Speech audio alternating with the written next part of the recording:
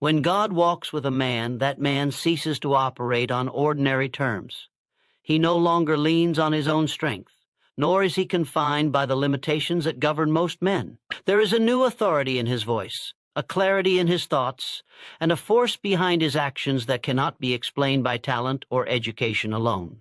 This is the mystery of divine partnership, the invisible yet undeniable presence of a higher power shaping the course of a man's life. This kind of man no longer guesses at his direction, he is led. He does not chase success as the world defines it, success follows him. There is an inward compass, calibrated not by ambition but by alignment with something eternal. He becomes a vessel through which something greater expresses itself. And though the world may call it intuition, brilliance, or luck, he knows the truth. It is the presence of God within him, working through him, guiding him with precision. He walks with a confidence that is not arrogance. It is not based on pride, but on the quiet assurance that he is not alone. Every step he takes is supported by a power that sees the road ahead, clears the obstacles, and fortifies his path. The weight of uncertainty no longer burdens him, because he trusts the intelligence behind the universe to make a way, even when there appears to be none. When God walks with a man, the very atmosphere around him changes. Others can feel it before he speaks. They sense a stillness, a depth, a conviction that isn't taught, it's caught. Something about him causes people to stand straighter, listen more intently, believe more deeply, not because he demands respect, but because he carries something sacred, something real, something beyond human effort. He no longer competes. He creates. He no longer hustles for attention. Attention gravitates toward him, not for what he wants, but for who he becomes. When God walks with a man, his life becomes a magnet for purpose. The right people come, the right doors open, the right ideas flow. There is alignment, not chaos, order, not confusion. The storms still come, the tests still arise, but they do not consume him. He is anchored. He is not easily shaken because his foundation is not made of sand, but of something immovable. He may bend, but he will not break. He may stumble, but he will not stay down. There is a hand that lifts him, a voice that calls him forward, and a fire that refuses to go out. This man lives with a sense of urgency, not anxiety. He knows time is sacred, and every moment is filled with potential. He doesn't waste his energy on petty things. He doesn't dwell in the past or fear the future. He is fully present, knowing that in each moment he walks with God, and that is enough. He becomes a paradox to the world, humble yet unshakable, gentle yet powerful, quiet yet commanding. His strength does not come from force, but from alignment. His impact is not measured by applause, but by transformation. He is not in a hurry to prove himself, because he knows he was chosen, not just driven. He was called, not just motivated. When God walks with a man, he becomes more than a man. He becomes a living message, a testimony, a mirror through which others catch a glimpse of what is possible when the divine and the human unite. And in that union, something extraordinary happens, not just to the man, but through him. The world is changed, not because he demanded it, but because he allowed it. He surrendered, and in doing so, he rose. When God walks with a man, his life is no longer a maze of distractions and confusion. All the scattered desires, competing interests, and shifting goals that once pulled him in 1,000 directions fall away. In their place arises a single burning purpose. It is not chosen, it is revealed. It is not borrowed from others, it is etched into his soul by something eternal. This purpose is not merely a goal or ambition, it is a divine assignment stamped with the authority of heaven. And once it is known, it becomes impossible to ignore. This kind of clarity does not come from intellect alone. It is born from alignment with something far greater than human reason. A man may spend years wandering, trying to figure out what he was meant to do. He may try paths that look promising, chase dreams that others handed him, or settle for safety disguised as responsibility. But the moment God walks with him, the noise ceases. The fog lifts. He sees, not with his eyes, but with his spirit. He knows, not because he calculated, but because he heard something deeper than logic can explain. Definiteness of purpose is the hallmark of every man who walks with God. It does not flicker. It does not depend on mood or circumstance. It is steady, consistent, unshakable. It becomes the filter through which every decision is made, every opportunity weighed, every day measured. Distractions lose their power. Temptations lose their pull. There is no room for anything less than the mission. This purpose becomes sacred. It is not for sale. It cannot be traded for convenience, comfort, or applause. It demands discipline. It demands sacrifice, but it also delivers strength, passion, and direction. When a man embraces it, life gains a new rhythm. Each morning becomes meaningful. Each action builds momentum. Each moment serves the mission. And in this state, a man ceases to wonder who he is or why he's here. He knows. Because when God walks with a man, the question is no longer what do I want to do, but what was I born to do? And once that question is answered, everything changes. Faith, when God walks with a man, is no longer a concept discussed in quiet circles or reserved for moments of crisis. It becomes the very foundation of his existence. It is not hope dressed in polite language, nor is it blind optimism.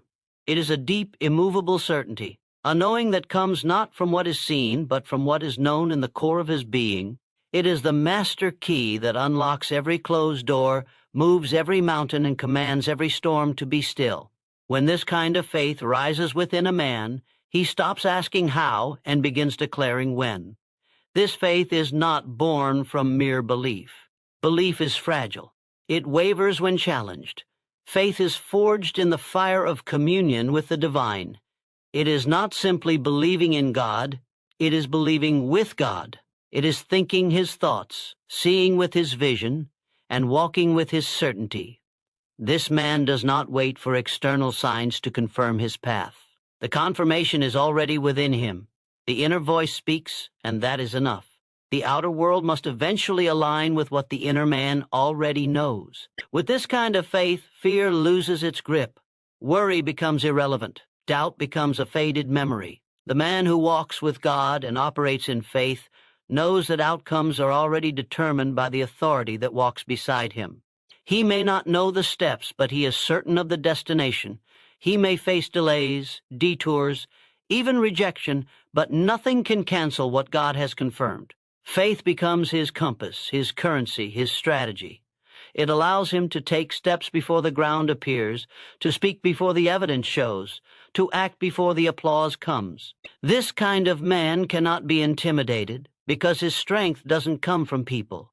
He cannot be bribed because he has already received a greater reward. He cannot be manipulated by circumstances because his trust is in a power that sits above circumstance. When God walks with a man and faith becomes his language, impossibility becomes irrelevant. There are no limits, only instructions. There are no setbacks, only setups. For faith does not react to life. It commands it.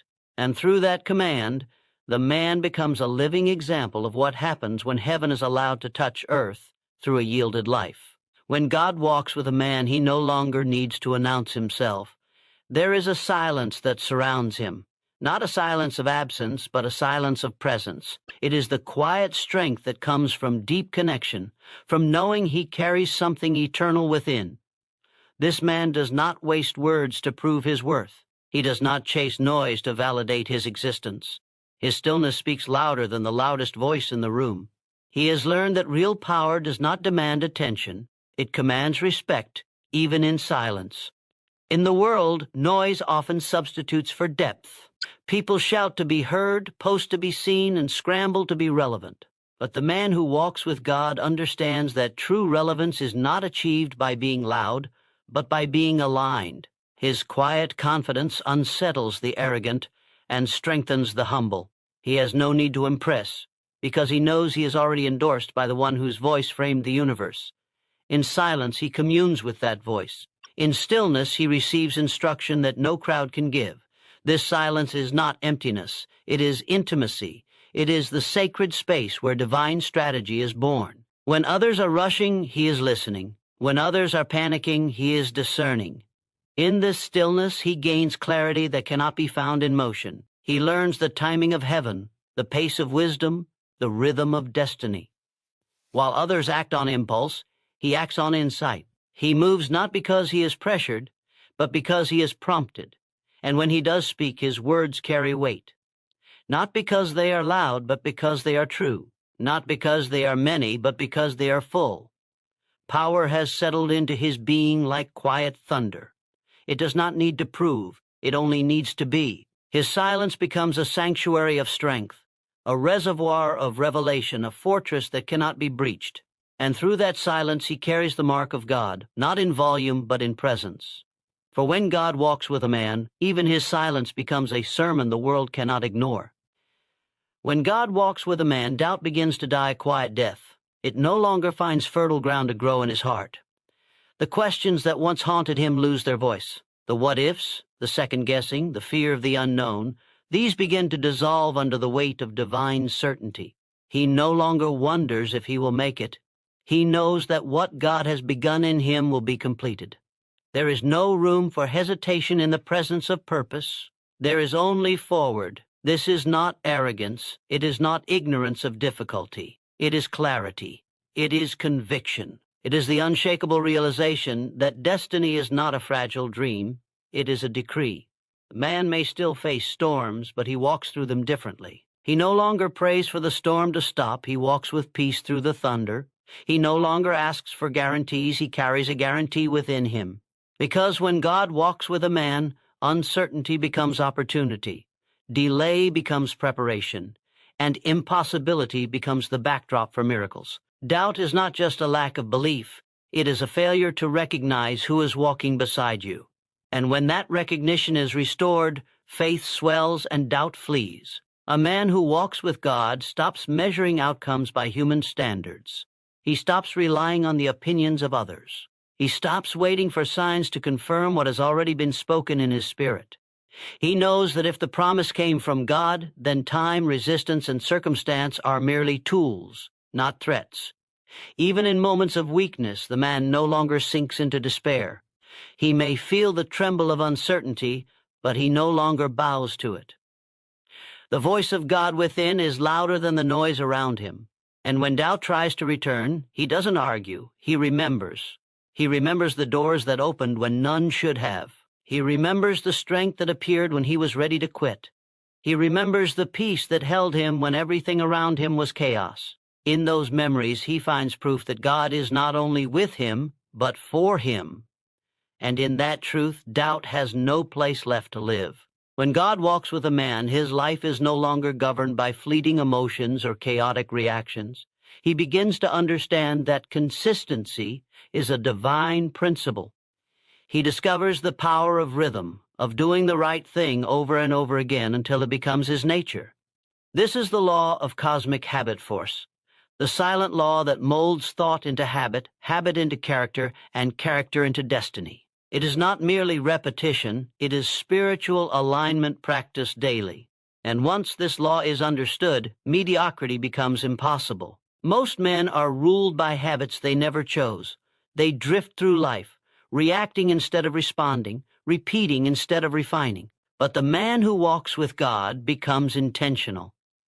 He understands that greatness is not born in moments of inspiration. It is forged in daily discipline. He begins to train his mind, not just his hands. He feeds his soul, not just his body. Every morning becomes an act of creation. Every decision, a brushstroke on the canvas of his legacy. The law of cosmic habit force is not partial. It will work for destruction just as faithfully as it works for excellence. But the man who walks with God uses this law as an ally. He no longer tries to break bad habits. He replaces them with divine ones. He no longer resists temptation with willpower alone. He transcends it by building a lifestyle that leaves no room for it. What begins as discipline becomes delight. What starts as effort becomes ease.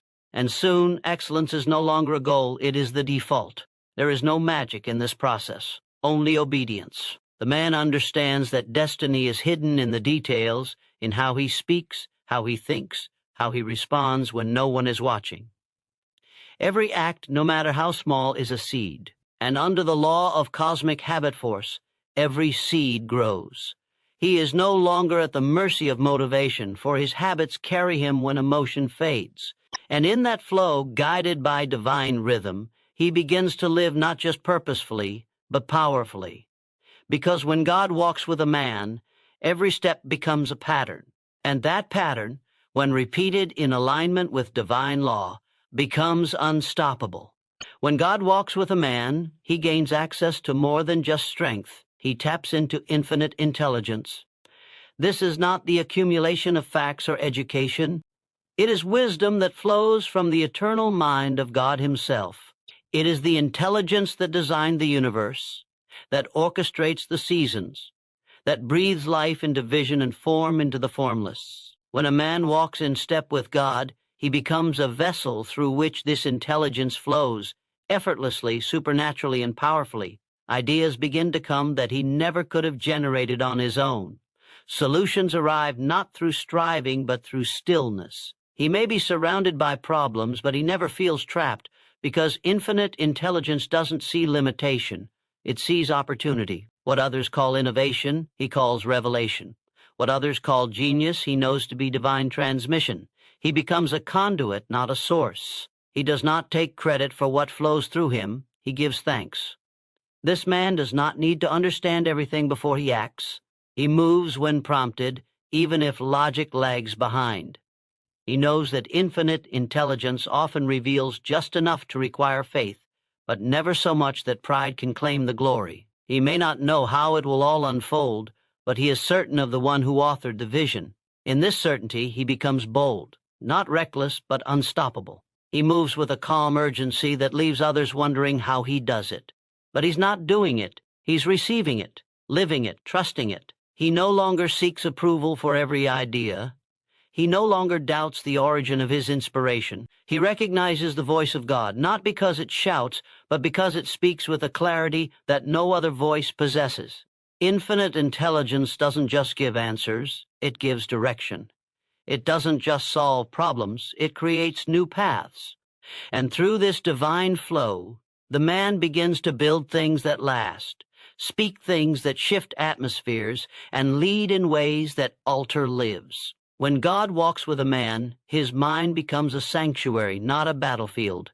And in that sanctuary, the thoughts of heaven take form on earth. When God walks with a man, obedience is no longer seen as restriction. It becomes the greatest form of power. This man no longer obeys out of fear or obligation. He obeys out of revelation. He understands that obedience is not about control, but alignment. It is the key that unlocks the flow of divine authority. Every time he says yes to the quiet prompting within, something invisible begins to move on his behalf. Obedience is not weakness. It is partnership with infinite strength. Most people negotiate with instruction. They weigh it, question it, delay it. But the man who walks with God has learned that delayed obedience is disobedience in disguise. He moves when prompted. He responds without excuse. He acts without the need for applause or explanation, because he knows that every act of obedience builds something eternal, something far greater than what he can see in the moment. He trusts that God sees the full picture, even when he only holds a single piece. This kind of obedience births authority, not the authority that comes from position or title, but the authority that comes from spiritual backing. When this man speaks, things shift, not because of the volume of his words, but because of the obedience behind them. Heaven responds to obedience. Creation aligns with it.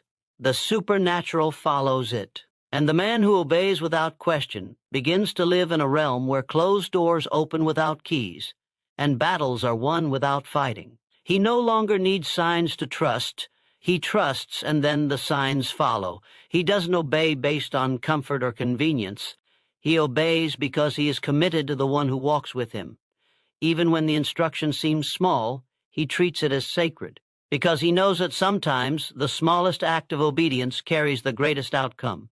This man is not moved by pressure. He is moved by presence. And in that presence, his obedience becomes his greatest weapon. For when God walks with a man, his yes becomes a doorway through which heaven touches earth. When God walks with a man, resistance no longer breaks him, it builds him. He no longer interprets hardship as rejection or opposition as failure. He understands that resistance is not the enemy of purpose, it is the proof of it.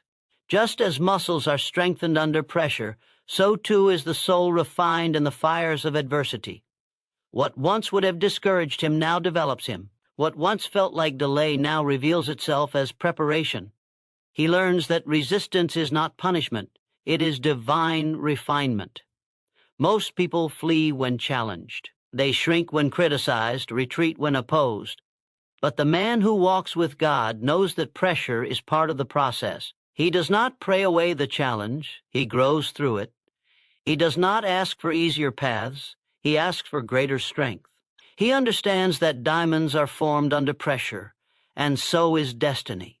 And so, when resistance comes, he leans in, not in defiance, but in confidence that God is working something far deeper than comfort could ever achieve. This man sees opposition differently. He recognizes that if his vision was insignificant, it would not be attacked. He sees resistance as confirmation that he is advancing, and rather than complain, he sharpens. Rather than break, he bends. He adapts without compromising. He stands without boasting. He learns that each struggle has a lesson, each delay carries wisdom, each disappointment makes room for something better. With every trial, he is being purified, not weakened. He is being calibrated, not crushed. The fire reveals what is real. And in the heat of life's trials, this man begins to shine with a clarity that can only come through testing. He no longer resents the resistance. He respects it, because he knows it is shaping him into the kind of man who can carry the weight of purpose with grace, humility, and endurance. When God walks with a man, resistance becomes a refining fire, not to destroy him, but to distinguish him. And through it, the man becomes unshakable, not because the fire didn't come, but because he learned to walk through it with God still by his side.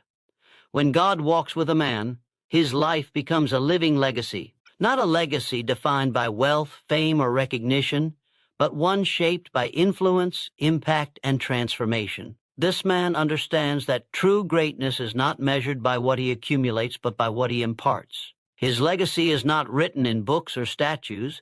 It is etched into the hearts and minds of those who encounter his life. It is the ripple that continues long after he is gone, the echo of his faith, his obedience, his vision, and his unwavering commitment to purpose. The world may not know his name, but those whose lives he touches will carry his spirit forever. This legacy is born not from striving, but from surrender. It is the result of a life lived in partnership with the divine, a life that trusted God in the small things and the big things alike. The man who walks with God leaves behind a trail of light, a path that others can follow. His words, though few, carry weight. His actions, though simple, have eternal significance. He never set out to create a legacy, but by walking with God, his life became one. Unlike those who seek personal fame or fleeting accolades, the man who walks with God understands that legacy is not about him. It is about those who come after him. It is about the ripple effect of his obedience, the doors his actions open for others, the wisdom his experiences impart. He invests not only in his own future, but in the future of others. He nurtures the next generation, raises up leaders, and cultivates an environment where purpose can flourish long after he has finished his race. His legacy lives in the lives he touched, the paths he helped create, and the truths he instilled. As his time on earth comes to an end, the man who walks with God does not leave behind a void. He leaves a legacy that continues to grow, to inspire, and to change the world. His life is a testimony to the truth that when God walks with a man, that man's influence becomes limitless.